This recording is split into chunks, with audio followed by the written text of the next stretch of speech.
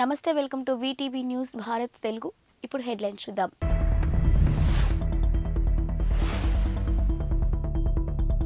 Vizag beach కు కొట్టుకు వచ్చిన భారీ పాము కళేబరం.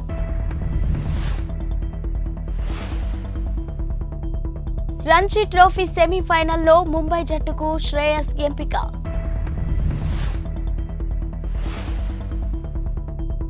11,062 పోస్టులతో రేపు Telangana mega DSC notification. Details చూస్తే వైజాగ్ తీరానికి మంగళవారం ఓ భారీ పాము కళేబరం కొట్టుకొచ్చింది. నగర పరిధిలోని సాగర్ నగర్ బీచ్ దగ్గరలో ఈ కళేబరం కనిపించింది. సముద్రంలో అరుదుగా కనిపించే ఈ పామును నల్లపాముగా వ్యవహరిస్తారని మత్స్యశాఖ అధికారులు తెలిపారు. మత్స్యకారుల వలలకు చిక్కిన పామును తిరిగి సముద్రంలో విడిచిపెట్టే క్రమంలో ఇది చనిపోయి ఉంటుందని చెప్పారు. వలలో చిక్కుకోవడంతో భయాందోళనకు గురై ఈ పాములు చనిపోతాయని వివరించారు. ఈ భారీ పాము కళేబరాన్ని చూసేందుకు చుట్టుపక్కల వారు గుడ్లవానిపాలెం అమ్మవార్ల ఆలయాల తీరానికి పెద్ద సంఖ్యలో చేరుకున్నారు. ఫోటోలు తీసి సోషల్ మీడియాలో పోస్ట్ చేయడంతో అవి కాస్త వైరల్గా మారాయి. ఇండియన్ ప్రీమియర్ లీగ్ ఐపీఎల్ పై ఆసక్తితో దేశవాళీ మ్యాచ్ల విషయంలో నిర్లక్ష్యం వహిస్తున్నారని బీసీసీఐ భావిస్తుంది. జాతీయ జట్టులో లేనప్పుడు దేశవాళీ క్రికెట్ ఆడాలని గతంలోనే సూచించింది. అయినప్పటికీ పలువురు సీనియర్ ఆటగాళ్లు వివిధ కారణాలు చూపిస్తూ మ్యాచ్లు ఆడట్లేదు. ఈ సూచనను శ్రేయస్ అయ్యర్, ఈశాన్ కిషన్లు విస్మరించారు. వారిద్దరిని కాంట్రాక్ట్ ఆటగాళ్ల జాబితా నుంచి బోర్డు తప్పించనుందని వార్తలొచ్చాయి. దీంతో పాటు ఖచ్చితంగా దేశవాళీ మ్యాచ్లు ఆడేలా నిబంధన తీసుకురావడంతో పాటు ఫస్ట్ క్లాస్ క్రికెట్ ఆడిన వారికి నగదు ప్రోత్సాహకం ఇచ్చేందుకు ప్రణాళికలు రూపొందిస్తున్నట్లు సమాచారం. ఈ నేపథ్యంలోనే బీసీసీఐ హెచ్చరికతో ఆటగాళ్లు దారికి వస్తున్నారు. వెన్నుగాయం కారణంగా Ranji trophy quarter final match కు దూరమైన శ్రేయస్ అయ్యర్ తాజాగా సెమీఫైనల్ మ్యాచ్ ఆడనున్నారు. శ్రేయస్ ను ముంబై జట్టు ఎంపిక చేశారు. తెలంగాణలోని రేవంత్ రెడ్డి ప్రభుత్వం మెగా డిఎస్సికి నోటిఫికేషన్ విడుదల చేయబోతుంది. మొత్తం 11,062 ఉపాధ్యాయుల పోస్టులను రాష్ట్ర ప్రభుత్వం భర్తీ చేయనుంది. దీనికి సంబంధించిన నోటిఫికేషన్ రేపు విడుదలయ్యే అవకాశం ఉంది. వాస్తవానికి ఈ రోజు నోటిఫికేషన్ విడుదల కావాల్సి ఉంది. అయితే స్కెడ్యూల్ ఖరారు సాఫ్ట్వేర్ రూపకల్పనకు మెరుగులు దిద్దాల్సి ఉండడంతో ఒకరోజు ఆలస్యం కానుందని అధికారులు తెలిపారు. 11,062 పోస్టుల్లో 6,500 పోస్టులు ఎస్జిటిలో ఉన్నాయి. ఇక డిఎస్సిపై నిరుద్యోగులు భారీగా ఆశలు పెట్టుకున్నారు. ఇప్పటికే దాదాపు 4 లక్షల మంది ఉపాధ్యాయ అర్హత పరీక్షకు ఉత్తీర్ణులయ్యారు. వీళ్ళంతా డిఎస్సి కోసం ఎదురు చూస్తున్నారు. మరోవైపు డిఎస్సి ప్రక్రియలో ఎక్కడా ఎలాంటి సమస్య తలెత్తకుండా అధికారులు అన్ని జాగ్రత్తలు తీసుకుంటున్నారు. ఇందులో భాగంగా సాఫ్ట్వేర్ రూపకల్పనపై అధికారులు మరింత దృష్టి సారించారు. ముంబైలోని ప్రముఖ క్యాన్సర్ పరిశోధన చికిత్సా సంస్థ టాటా ఇన్స్టిట్యూట్ ఆఫ్ కీలకమైన ప్రకటన చేసింది. ఇక క్యాన్సర్ రెండవసారి రాకుండా నిరోధించే చికిత్సను విజయవంతంగా కనుగొన్నామని వెల్లడించింది.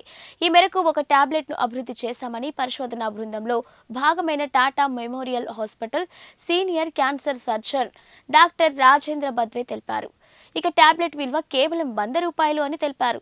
ఈ చికిత్స కోసం ఇన్స్టిట్యూట్ పరిశోధకులు, వైద్యులు దాదాపు 10 ఏళ్లు కృషి చేశారని వెల్లడించారు. పరిశోధకులు అభివృద్ధి చేసిన టాబ్లెట్ రోగులలో రెండవసారి క్యాన్సర్ రాకుండా నివారిస్తుందని పేర్కొన్నారు. రేడియేషన్, కీమోథెరపీ వంటి చికిత్సల దుష్ప్రభావాలను కూడా 50% మేర తగ్గించే సామర్థ్యం ఉన్న ఈ టాబ్లెట్ ఉందని ఇక డాక్టర్ రాజేంద్ర బద్వే వివరించారు. ఈ పరిశోధన కోసం పరిశోధకులు ఎలుకలలో మానవ క్యాన్సర్ కణాలను ప్రవేశపెట్టారు. దాంతో క్యాన్సర్ కణితి ఏర్పడింది.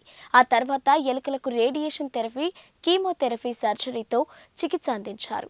ఈ క్యాన్సర్ కణాలు చనిపోయి క్రోమాటిన్ కణాలు అని పిలిచే చిన్న ముక్కలుగా విడిపోయాయని గుర్తించారు. ఈ చిన్న కణాలు రక్తం ద్వారా శరీరంలోని ఇతర భాగాలకు ప్రయాణించే అవకాశం ఉంది. అయితే ఆరోగ్యకరమైన కణాలలోకి ప్రవేశిస్తే మళ్లీ క్యాన్సర్ వచ్చే అవకాశం ఉంది. వైసీపీకి షాక్. ఎంపీ మాగుంట శ్రీనివాసులు రెడ్డి రాజీనామా. ఇక ఏపీలో అధికార వైసీపీకి మరో భారీ షాక్ తగిలింది. పార్టీకి రాజీనామా చేస్తున్నట్టు ఒంగోలు ఎంపీ మాగుంట శ్రీనివాసులు రెడ్డి ప్రకటించారు. కాసేపటి క్రితం మీడియాలో ఆయన మాట్లాడుతూ 33 ఏళ్లుగా రాజకీయాల్లో ఉన్నాను. ప్రకాశం జిల్లాలో మాగుంట అంటే ఒక బ్రాండ్ అని చెప్పారు. 8 సార్లు పార్లమెంటుకు, 2 సార్లు శాసనసభకు, 1 సారి ఎమ్మెల్సీ పదవికి, మొత్తం 11 సార్లు చట్టసభలకు పోటీ చేశానని తెలిపారు. తమ కుటుంబానికి అహం లేదని, ఆత్మగౌరవం మాత్రమే ఉందని చెప్పారు. వైసీపీని వీడటం బాధాకరమే, అయినప్పటికీ తప్పడం లేదని అన్నారు. ఆత్మాభిమానాన్ని చంపుకోలేమని చెప్పారు. ఒంగోలు ఎంపీ బరిలో తన కుమారుడు మాగుంట రాఘవరెడ్డిని నిలపాలని నిర్ణయించామని తెలిపారు. మాగుంటను వైసీపీ హైకమాండ్ దూరం పెట్టిన సంగతి తెలిసిందే. ఇక ఒంగోలు పార్లమెంటు స్థానం నుంచి అభ్యర్థిగా చెవిరెడ్డి భాస్కర్ రెడ్డిని జగన్ ప్రకటించారు. ఈ పరిణామాల నేపథ్యంలోనే మాగుంట తీవ్ర అసంతృప్తితో ఉన్నారు. పార్టీకి రాజీనామా చేస్తున్నట్టు ప్రకటించారు. మార్చి మొదటి వారంలో ఆయన టీడీపీలో చేరనున్నట్టు సమాచారం. అభివృద్ధి పనుల కోసం ఏర్పాటు చేసిన శిలా ఫలకాన్ని వైసీపీ సర్పంచ్ ధ్వంసం చేసిన ఘటన ప్రకాశం జిల్లాలోని పెద్దరావీడు మండలంలో జరిగింది. మండలంలో ఉన్న చట్లమిట్ల, రేగూను మానుపల్లి గ్రామాల సచివాలయం ఆర్బీకేలను రేగూను మానుపల్లిలో నిర్మించారు. అయితే అక్కడ ఏర్పాటు చేసిన శిలా ఫలకాలపై రేగూను మానుపల్లి సర్పంచ్ పాలగిరి వెంకట రామాంజనేయరెడ్డి పేరును వేయలేదు అని, దీనిపై రామాంజనేయరెడ్డి తీవ్ర ఆగ్రహానికి గురయ్యారు. ఇక వైసీపీలో ఉన్న ఓ వర్గం నాయకులకు అధికారులు తలొగ్గి తన పేరును రాయలేదని మండిపడ్డారు నాయకులు.